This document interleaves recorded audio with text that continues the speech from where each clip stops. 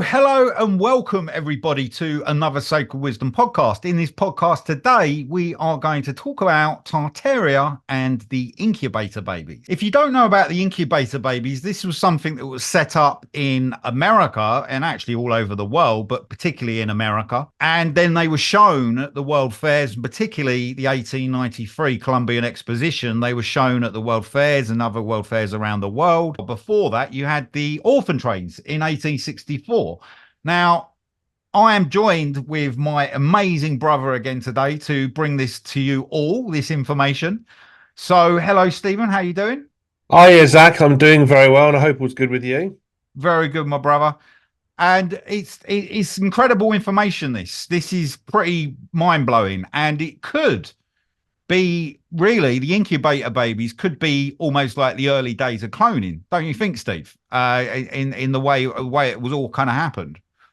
Well, definitely the procedures, the apparatus, the various mechanisms, the different types of equipment that we used, the way the incubator babies were presented at the world fairs across planet Earth, especially in the United States of America, and also over in the French Republic in Europe. So what we see is they were preparing in a societal sense the minds of the American public, the various European peoples, to accept the idea that the state apparatus of various governmental bodies could take control over literally the ownership in some formal way of the children of tomorrow. So the orphan train movement was literally almost an initiation process that resulted through default from all the traumatic upheaval that had come from obviously the collapse of Great Tartaria and obviously the third mud flood and all the populations that fled from that disaster. So when it comes Just to before we go any further, just anybody new to this, just give them a little breakdown on what the orphan trains are and what Well, that. to simplify it down, they were a huge transportation network. Obviously, it was authorized through the US federal government, and it was the mass shipment of parentless children into the eastern United States that were then taken into the Midwest United States, most of whom were given new first names and surnames, were adopted by families whose expertise was in farming and different types of agricultural processes, and they were then put to work as farm hands, as agricultural laborers or workers. Some of them were sent into the various factories in the cityscapes of the Midwestern United States, and there was no health and safety. They had no employment rights, and they literally were brought into a process of indoctrination where even their first names and surnames, their ancestral roots, their genetics, and therefore their genealogy were pretty much completely erased and forgotten. And this And was a so, yeah, quarter of a million children over the that's United right. States, wasn't it? And actually numbers going to could be actually reaching 540,000. That's Absolutely at the top end in unbelievable terms of figures. statistics. But when it look at the idea of genetic cloning and the incubator babies, yes, there are similarities in the overall presentation of the incubator chambers these babies were placed in, and the way you had the uniformed nursing staff on display at the world fairs.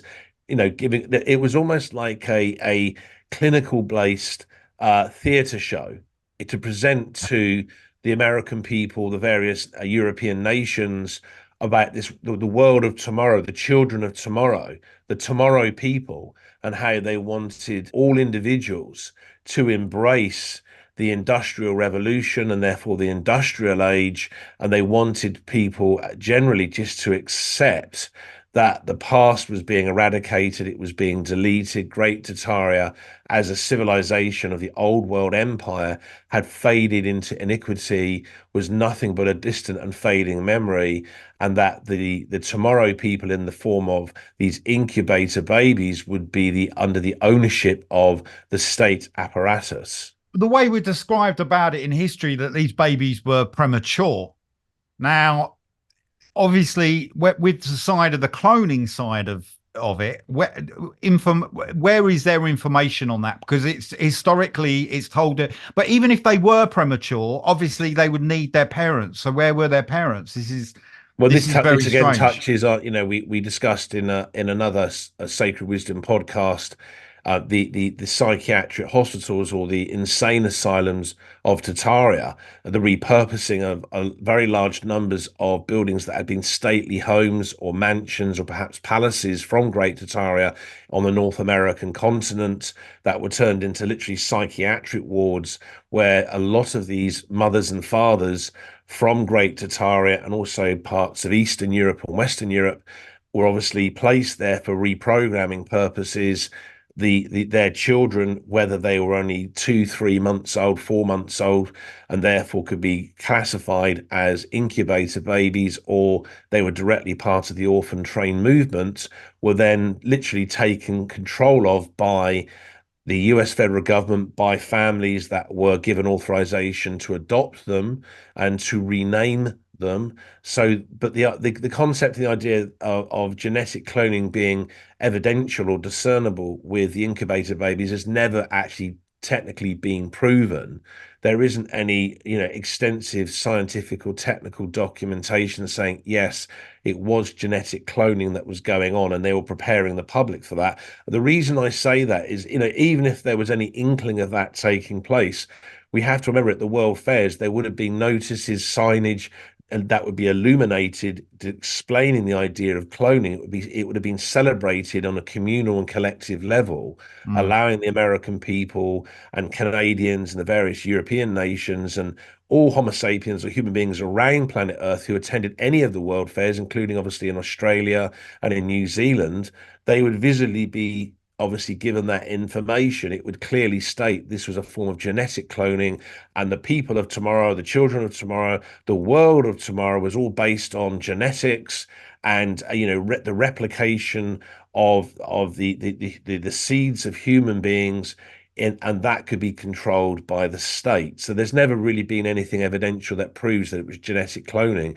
It's just left open to supposition and something that can be considered, and that's really it. but it was shown as they were seen as like almost like freak shows Yeah, at they often, you'd see like a reptile woman show, yeah. and then you'd see the incubator baby stand in some of these photographs of the old world fairs. That And comes off the back end of the old Victorian freak shows, mm, during, even actually during the Georgian period, as with the Victorian age, unfortunately some, human beings have specific physical impairments and biological mutations in their DNA and genetics, and yeah, they were literally placed out on stage to be revered and ridiculed, many of whom were feared, and there was a lot of revulsion against them, but they made money for the actual the events managers that had control over those freak shows, those freak circuses.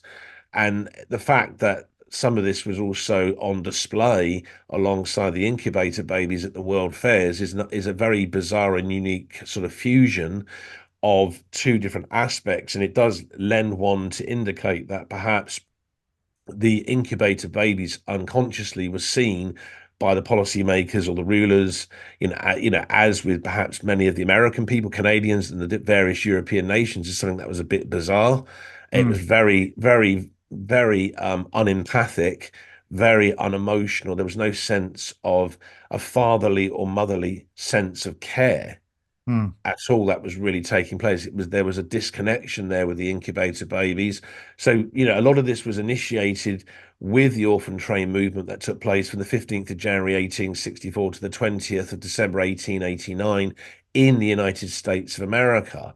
And with this vast movement of populations from the eastern United States, mainly in New York State, spreading out in the orphan train movement into the Midwest United States and out into the various farming expanses, all the different agricultural reaches of that area in the United States of America. We then see that the actual process of parentless infants then became parentless babies. So mm, it was a consequential sort of next step, if you like, that was taking place because if you have parentless infants in the orphan train movements, and many of whom have come from Great Tartaria, Northern Russia, or Eastern Europe, and they've found their way across the North Atlantic Ocean into the United States of America and Canada, there's obviously going to be many newborn infants that may be only 2, 3, 4 months old that would have accompanied their parents perhaps on board some of these passenger liners or freight ships that made their way towards the United States of America. And these individuals were extremely traumatized, disorientated. They weren't going on holidays. They were escaping upheaval. They were Mm. escaping massive amounts of urban poverty in the towns and cityscapes of Western Europe, because a lot of them had ended up in countries like France, like Belgium, the Netherlands, obviously Germany, Austria, and down into the Iberian Peninsula, obviously. So they had to get out. It was about trying to start some kind of new life, almost ironically a rebirth into a new way of existing. But unfortunately, there was much unhappiness to come, and the orphan train movement was not something that really should be celebrated. And off the back end of that orphan train movement came the incubator babies, where further state intervention was seen as a necessary form of control for Joe Public, for Homo sapiens or human beings, that they had to be ordered, they had to be corralled, and they had to be moved in certain directions in terms of the reshaping of human psychology and therefore behavioral patterns of human beings in the Western world. And we can see the basis of a lot of that was the industrial revolution and the industrial age, because that was about the mechanization of everything. It was the removal of focusing on the Christ consciousness about personal development or spiritual development. Those subject matters were not really seen as having any real relevance anymore, as they had been given so much emphasis in the civilization of Great Tartaria and throughout the old world empire that had existed and flourished with such majestic beauty and elegance for many centuries around planet Earth. This So was very well documented though, and yeah, filmmakers, people filmed. There was a few little short films made about the incubator babies, which you can find online, that's right. and quite Yes. unbelievable. It's not as if they wanted to hide anything with this. No, So, no, and it's very open. it's left very open, a mystery to where, how, why, and where where these babies come from. Well, I do agree, but we have to remember that once the pinnacle of destruction was reached during the third mud flood on the 7th of June, 1892, that itself acted as a societal catalyst that allowed the policymakers or rulers to really look further into the idea of population replacement, population relocation, and constant state intervention over infants, the upbringing of young children. And this obviously with the incubator babies really was presented in a very open fashion, because the powers that be wanted the American people, Canadians, all the European nations, the human beings in every country that went to a world fair all around planet Earth to visibly see this process taking place, because they wanted to imprint it into the collective unconscious that incubator babies were literally in some fashion owned directly or indirectly by the state. And Right. therefore, Okay. the idea of the nurturing aspects of the mother and the father, the nuclear family, was no longer going to be seen as with as much emphasis or relevance as it had been seen all the time. And bringing it In, up to speed like in today's age, the yeah, way you've almost got these incubators that you can now have designer babies, which has come about. It's only a concept apparently at the moment, yeah, but yeah, this has come about as well. So this is probably where there is a future in this somewhere, isn't there, of creating. I'm yeah, not saying it's going to work. yeah. But there is obviously somebody believes there's a future in this, there's a business in this, there's a business model. Yeah. Well, I mean, the fact that so many of these parentless infants were literally were being transported in to the United States of America and were ending up in the very overcrowded urban areas of Maine, New Hampshire, Vermont, Massachusetts, Rhode Island, and Connecticut. For example, we know that there was a lot of desperation, and the orphan train movement was this massive collectivized impetus to disperse vast numbers, hundreds of thousands of these parentless infants, and to repopulate vast swathes of the United States of America and to a lesser extent Canada with these children that had seemingly no rights. We don't know whether there was any level of abuse that went on. That's not known. We know that they really didn't have a lot of rights. They were literally almost just out of nowhere were displaced, and then they were placed into other locations to Mm. replace perhaps other Homo sapiens or human beings that had existed there. We know that a lot of the historical narrative with the North American continent is completely falsified. We know obviously that there were populations of white giants that it existed there. There had been a lot of conflict with the various Native American tribes going back Yeah. many, many generations. So we know there was a lot of upheaval that took place with the first mud flood, the second mud flood, especially. It wasn't just in northern Russia and across the civilization of Great Tartaria. There was many other upheavals, seaquakes, tectonic activity across the North American continent, volcanic activity. So it appears going really into the distant past, there was a lot of movement all over the place of human beings trying to escape into areas that could be classed as sanctuaries for their own personal and biological safety. Mm. So we see one upheaval actually replacing the remnants of another upheaval, and we see only trauma going on, trauma and unhappiness, confusion and disorientation. And this obviously was optimized and it was exploited Mm. by the US federal government at the time, because then they could take control and the state could then intervene and actually look at a whole new societal way, a whole new socio-economic and socio-cultural method Mm. of rearing and upbringing babies. Yeah. So we see this, the nuclear family, as I said a bit earlier Yeah. in our discussion, was no longer seen as any relevance when it was given relevance all the time in the civilization of Great Tartaria and throughout the entire old world empire for many thousands of years. I find the thing is, it's almost like the conveyor belt of the way these children came in, or either created in the incubators and then literally brought out and then put into the orphanages. And you had the children's village, Yes, which right. obviously is, was a big marker, massive, which actually went on to be called the New York Juvenile Asylum.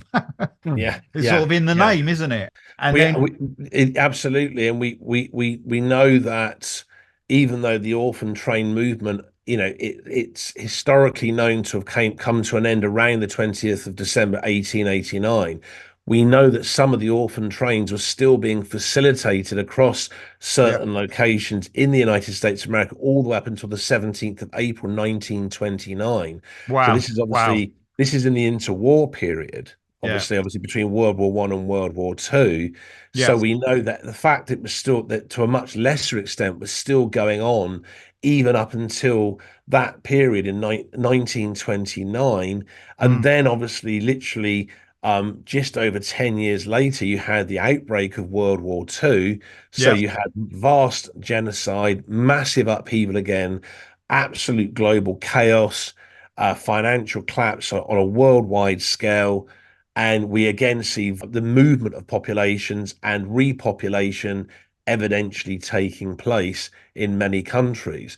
And of Mm, course, by the time World War II came to an end, what we see is vast amounts of the buildings and edifices that had remained after the collapse of Great Tartaria and the Old World Empire that had been turned to rubble because obviously all the bombing and the general amounts of conflict that had gone on. So yeah, what you said about the world fairs, the way people would have seen these at the world fairs would have been, they would have almost got it imprinted in their brains that this is the way yeah. society is run. So, they would have got used to or familiar with that idea. And because some of them adults would have, would have thought very differently. And, Well, back then the majority of individuals relied on print media. mm, So newspapers, magazines, journals, obviously televisual media, and really didn't exist to any greater extent. But what you do see is obviously the use of theatre, the use of pantomime, the use of stagecraft, which is extremely proficient, really, and has been used for many thousands of years through the rise and fall of many civilization. You can look at it very classical Greece is a great example of that, and the Roman Empire. You can clearly see, for example, even in dynastic China, the use of opera and other forms of stagecraft to imprint into the minds of the individual, the spectator, Right. messages they want to convey in a creative way. It creates a relaxed and ambient setting for that to take place.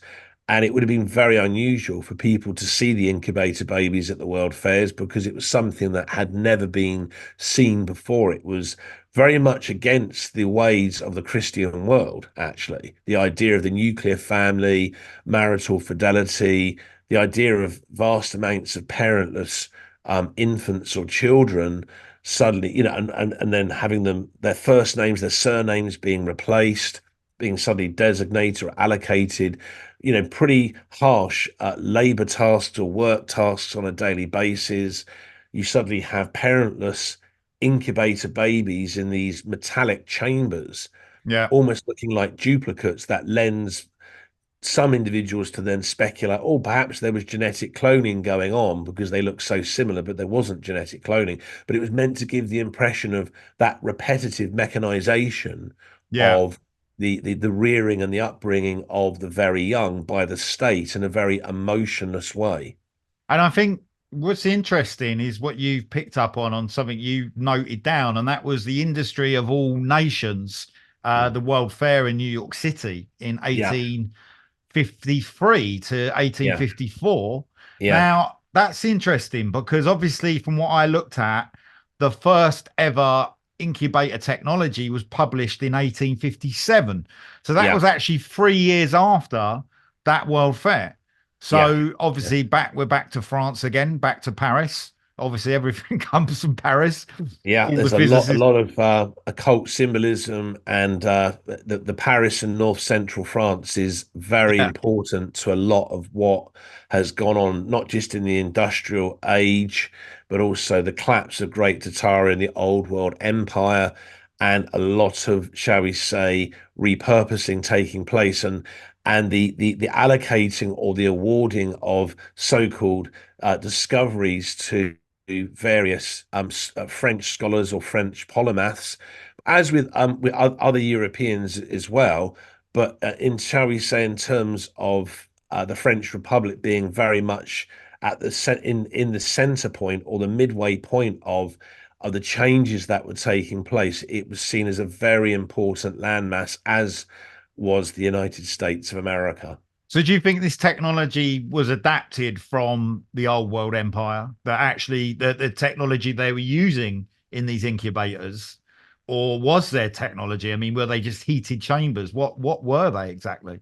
We don't know. I mean, we can only speculate. We've discussed many times the divine temples, the light temples of Great Tartaria that existed in the White Cities, that were there to bring families and friends together in tremendous spiritual unity and restore their biological and medical health. The tuning forks, the great metallic organs they had, and the harmonic choirs, the singing, the use of the tonal patterns from So male it's and a female complete voices. reversal of this. You see it Yeah, as you you wouldn't have needed incubator chambers to place 4 no, month old babies into.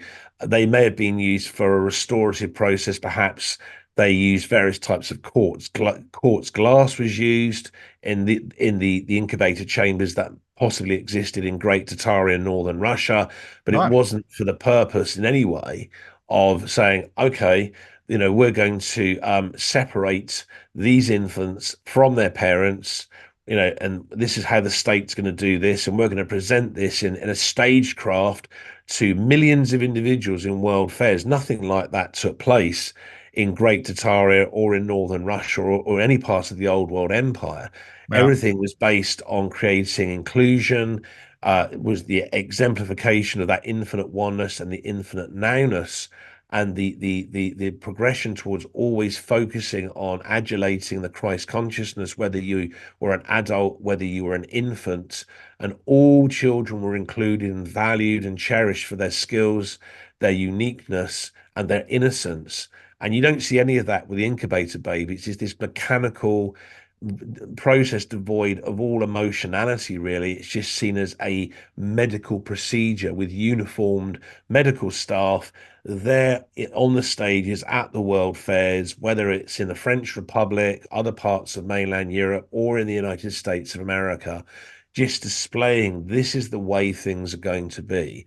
Mm. Increased state intervention in the welfare of your infants or your babies or your children. And also brainwashing to separate us from the sense of Yeah, of natural healing as well. Obviously, yeah, but the main guy involved in the incubator babies was the Martin Arthur Cooney, yeah. who is an interesting guy. I mean, Martin Arthur Couney, or Cooney, as some people pronounce his surname, was an obstetrician in the United States of America. He actually became known as the incubator doctor, and that was actually, with a Right. capital I, capital D. Now, he established an amusement park sideshow. So here we see the idea of the sideshow similar to the freak show called Yeah. the Infantorium, in which Europeans, Canadians, and Americans paid 25 cents to view Lovely. prematurely born minors displayed as the incubator babies. Now, obviously, because they were premature, in terms of their physiology, a lot of them would have looked very similar. So again, in terms of the visible appearance, some individuals may then speculate, oh, perhaps they were genetic clones that were created by Martin Arthur Couney or Martin Arthur Cooney. So, again, it's open to a lot of speculation, really. And we have to be careful not to sort of just, assert, yes, they must have been genetic clones. We have to put it out there as speculation. We can ask the question, we can give it consideration, and that's how, that's what's healthy in these discussions that we have, that Yeah. we put the information out there, and then we leave others to decide what they want to think is right and wrong with it, but we've just presented it, and I think that's important to do that. It is, and the information we don't know, but there is certain. When you said about the sideshow and then paying 25 cents, Yeah. that's when you start asking more questions. What was going on there? What was this display about, and what were they trying to convey? And I think it makes a lot of sense when you say that there's this kind of displaying the mechanistic new industrial age and the reprogramming. Oh But yeah, whether or not absolutely. they Yeah. weren't necessarily directly clones, but the actual way they were reprogrammed, and almost reset at an early age, they wouldn't have known any better, these children. So they would have just been born into the fields, worked on Yeah. the fields, worked in these, farms and all this, and not known anything else besides that farm. If they'd After, lived, yeah, I mean, after I mean, we have to remember that their age ranges, once a lot of them reached adulthood, 18 to 25 years of age, they were naturalized and fully kind of like integrated within the families that had adopted them, with new first names, new surnames, across the farmlands and the various agricultural expanses of the Midwest United States.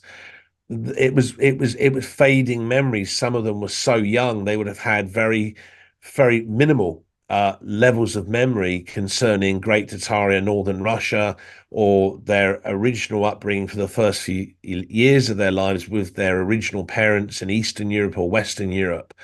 The travels that they had to undergo to get across the North Atlantic Ocean, in the dire conditions they would have been in, and the squalor that they would have initially lived in within the cityscapes of the eastern United States, were absolutely horrendous. And then to go from that to going into hard labor, and suddenly the first brilliant. name and surname they had been taken from them, a Yeah. lot of that trauma then becomes collectively buried. It becomes suppressed Yep. in the minds of those individuals. And so there would have been multi-generational trauma. So perhaps a lot of those infants that were part of the orphan train movement actually were effectively suffering from post-traumatic stress disorder, or PTSD. Yeah, and you realize that this trauma's gone at such a deep level that they're not even conscious to it. So as their life progresses, things would happen, all sorts of different illnesses, That's right. certain emotions would come up, they would be triggered by things they're not even aware of. And Mhm. this is where it's so disturbing that people don't even realize that they've had a traumatic situation of a level of abuse happen to them. And it's No, shocking. But the Martin Cooney, he even went to, again, Paris, back to Paris in the 1900s, he into did the indeed. exposition Yeah, in Paris as well. that's right. Yes, he did. So, I mean, it was all over the world. I mean, I don't know about Australia, but these incubators would have probably gone to Australia as well.